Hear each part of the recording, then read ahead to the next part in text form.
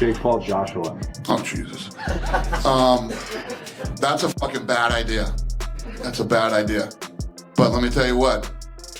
A lot of people watch that one. Will you watch it? Sure. You know what everybody's tuning in for on that one. Then I think everybody's going to get what they've finally been waiting for. I'm a little fucked up, but will you take care of me forever and ever? The problem child finally ran out of luck. For years, fans questioned what would happen when the YouTube boxing experiment collided with a true heavyweight force. On December 19th, they got their answer. This wasn't just a loss, it was a brutal reality check. Jake Paul didn't just get beaten, he was broken, leaving the ring and ending the night wired shut in a hospital bed. What's up, guys? Day after the fight. Got out of surgery a few hours ago. They put a plate in my jaw, wired it up. Hurts to talk, so I'm gonna keep it short.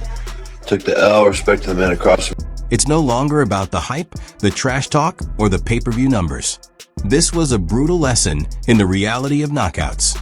And now, UFC President Dana White has finally broken his silence. And his reaction is sending shockwaves through the entire combat sports world. Is the burnt bridge with my brother unfixable? I don't hate your brother. You guys need to fight guys your fucking same size. When you fought Floyd, you are massive. He did hit you with a fucking bomb and you fucking ate it. He's gonna fight Gervonta Davis. Who do you got? Gervonta, I think, hits way harder than Floyd, but he's too small. Your brother's gonna be able to get inside on him, put his weight on him, tie him up. I hear your critique on fighting guys the same size as you. Is that why you guys wouldn't let me fight Connor? Yeah, you're fucking huge. Connor weighs 145 pounds, 155 pounds. Yeah, but he says he can beat me. The sixth round was meant to be Jake Paul's statement moment, the point where all the hype finally turned into proof. Instead, it marked the collapse of the persona he had built. Just over a minute into the round, Anthony Joshua delivered a perfectly timed right hand that didn't merely stop the contest. It completely shut the door on it. Paul had managed to delay the outcome for 5 rounds, even clawing his way back up after being dropped multiple times. But eventually, there was no escaping what was coming. When he fell back onto the canvas, the confidence that had fueled his rise vanished instantly, replaced by the harsh reality of serious jaw injuries. This wasn't just a loss on the scorecards. It was a one-sided conclusion where Joshua barely appeared to break a sweat, controlling the bout like a routine workout before deciding it was time to end the night. Or Jake would have moved around the ring at 100 miles an hour. There's 2 things I would have done. Tried to shut Jake down at 100 miles an hour, or I would have gone on the back foot. So Jake decided to move around the ring and I decided to put the pressure on. What I could have done better is a lot of things. 100%. In the fight game, you've seen the amazing fighters that have graced us over the last 100 years, and the expectations that we put on ourselves are immense, but I tried my best. Jake done well while it lasted, but if you remember what I said in the interview with Cameron is, fighting's not just physical, it's psychological. And when you understand the psychological warfare, I did say to you that, Jake, what's gonna happen? I'm gonna see a time when I'm gonna take your soul and you're either gonna give up or you're gonna get knocked out. And unless you have that instinct, you just will never be a good fighter. So I wish that I could have knocked him out at the start. But as we saw tonight, Jake has spirit. He has some heart. He tried his best, and I take my hat off to him because, number one, a lot of fighters haven't got in the ring with me, and Jake did. And secondly, even when he got knocked down, he kept on trying to get up, and I take my hat off to him. So America, I think you have someone who could potentially, if he still has the heart for it, come back again, dust the dirt off his shoulder, and come again and maybe sell out this center sometime in 2026, maybe against a Gervonta Davis, a Ryan Garcia, who knows? What followed at the hospital was a nightmare scenario for Jake Paul's team. Doctors at Miami University Hospital were forced into an extended surgical effort just to stabilize the damage, ultimately reinforcing his jaw with titanium plates on both sides to hold the broken bone together. The injuries were severe enough that multiple teeth couldn't be saved, leaving Paul confined to a liquid-only diet for the near future. Medical scans that surfaced online paint a brutal picture. A jaw fractured straight through, leaving no room for debate about how serious the punishment was. It a lasting reminder of a matchup many within the sport argued never should have been approved to begin with. Even amid the pain, Paul's joking call-out of Canelo just days later comes across less like resilience and more like an attempt to cling to attention, especially after suffering a defeat that went far beyond a normal loss inside the ring. When Jake Paul lost to Fury, I haven't really paid attention to Jake Paul. I have love for Jake too. I don't know. I don't know when a fight's happening. I really all don't. the same. He fights older people that are smaller.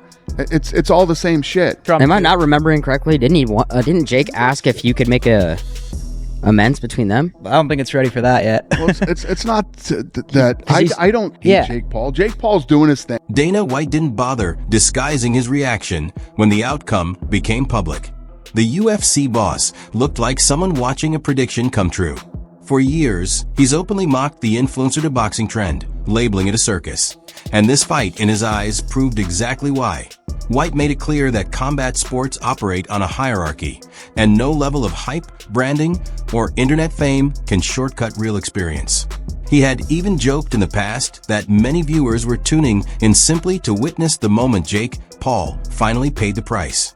Seeing Paul rushed into surgery only reinforced Dana's long-held stance that the entire bout was reckless from the start. From White's perspective, this wasn't some shocking twist or heartbreaking accident. It was the inevitable result of stepping into a world where the rules aren't bent for popularity. A harsh lesson learned by someone trying to compete in a space they never truly belonged in. Paul, what'd you think of the fight? Oh, God. I think the gig is up. I'm just tired of Jake Paul as a boxer. I think he's done a fantastic job. He dressed up like Hulk Hogan. I just don't know how many more times Netflix is going to go to bat for him, but I think they will one more time because, you know, the axiom is basically if you draw money, you're going to be getting chance after chance until you're not drawing money, and then you'll still get a couple more chances after that because he did draw money, and that's kind of where he's at right now. You know, he's going to draw with Tyson, he's going to draw on this one, and so he's going to get a couple of more chances, you know, with Netflix, and they'll pay that, you know, good for him. They'll pay that money, but man, these are, you know, this was just a bad fight, and made boxing look bad, made boxing look bad in many ways. You know, especially it just was a circus, and the guy, you know, going for takedowns and the ref's not doing anything. I thought the ref was terrible. Thought Joshua, you know, was not good. Hurt himself, and then he even admitted it. And Jake was just out there not trying to win a boxing match. He was trying to survive and get the moral victory so he can go out there and be, you know, oh, you know, I lasted 6 rounds with Anthony Joshua. And he survived 6 rounds with him. He survived all right. But I he mean, never quit. Like somebody I know. The size difference on fight night was impossible to ignore and, at times, unsettling. Anthony Joshua entered the ring at a sculpted 243 pounds, carrying himself like a former unified champion in his prime. Jake Paul, by comparison, checked in much lighter at 216, and the contrast only became more obvious once the bell rang. Since then, analysts have compared the matchup to a cartoon chase, with Paul spending much of the bout circling away, tying up, and doing whatever he could to make it through each round. As a result, scrutiny of the Florida State Athletic Commission has intensified. Veteran boxing voices, including Gareth A. Davies, have publicly questioned the decision to approve the fight. The concern is simple. When an inexperienced fighter is placed across from an elite-level finisher, the outcome stops being about sport and starts becoming about risk. At that point, it's no longer a fair contest. It's a preventable danger. He appeared to carry Jake Paul for a while, but told me afterwards that he could see that Jake Paul was being evasive. I spoke to him personally, and he decided just to slowly marinate Jake Paul. Obviously hit him with a huge right hand midway through the 6th round to end the bout. Broke Jake Paul's jaw. He ended up in hospital, kind of rearranged his teeth a little as well, but was very clear afterwards to give great praise to the bravery, courage of Jake Paul that everybody saw. I mean, delusionally optimistic he really is. Jake Paul should go and fight YouTubers and influencers now. I don't think this kind of bout should be sanctioned again. But Joshua, of course, now wants to fight Tyson Fury. He's called him out, and I hope we get that fight in 2026 after both of them have had warm-ups. I understand Joshua will have a warm-up fight in Riyadh late in February 2026. It's all done here. It's over. It's a one and done. I hope it doesn't happen again. Even within the Paul camp, the mood has shifted from confidence to damage control. Logan Paul has stepped in to defend his brother, insisting that Jake had actually taken 4 rounds before the fight ended and commending him for continuing despite a broken jaw. But the broader combat sports world isn't buying that narrative. Veterans like Daniel Cormier and Carl Froch have been particularly blunt, suggesting that Joshua slowed the pace just enough to let the fight reach a dramatic point for viewers before ultimately putting it away. Froch even went so far as to call the matchup underwhelming, arguing that the spectacle did more to harm boxing's reputation than to elevate Jake's standing in the sport. Jake Paul was just on pure survival mode from round 1 right through to round 6.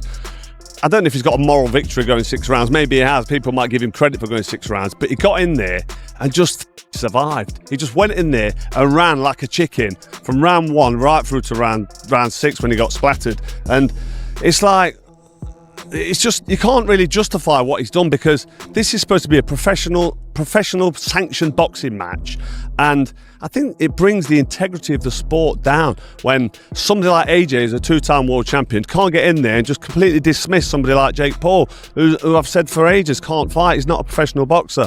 It's just AJ following him around, touching him to the shoulder.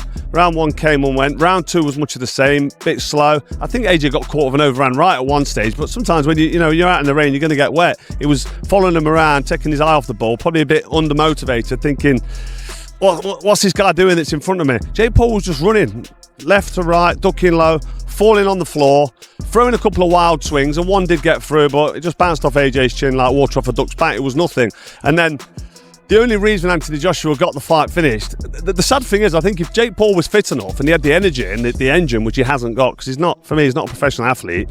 No, he goes in the gym every day and he trains and he's fit and he trains like a pro. But that don't make you a professional fighter. What makes you a professional fighter is building yourself up through the ranking system, earning your position in the professional sport. And warnings from fighters like Conor McGregor now look almost prophetic.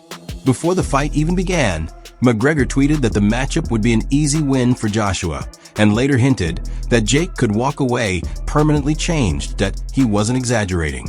Taking a clean shot from a seasoned heavyweight doesn't just leave a visible mark. It can have lasting effects on both body and brain. Now, with Paul confined to a hospital room, unable to eat solid food, and facing a long road of recovery, the debate has shifted. Fans and commentators alike are asking the same question. Was the payday worth the permanent damage he sustained? 6th round before getting his face caved in. Literally, you can see the x-rays of his jaw online. Jake did not beat the count after absorbing the right hand that broke his jaw, and AJ got the KO. Guys, let me come out and say the story to me coming out of this fight is Jake Paul. This dude is a maniac in the best sense of the word. And I'm not going to try and hear any Jake Paul slander today on the show. Guys, nope. He got in the ring with a former Olympic gold medalist and heavyweight champion of the world who's 37, he's not 45 years old. He's still fighting, guys. Dubois knocked him out. He was in that fight with Dubois. He was a top heavyweight. Yes. Yeah, Usyk beating him a couple times. Usyk, one of the all-time great fighters, and those were competitive fights. Yes. That Anthony Joshua. Jake Paul gave up enormous size, experience, talent, everything. And guys, let me tell you something. If all of us right now, you've been retired how many years?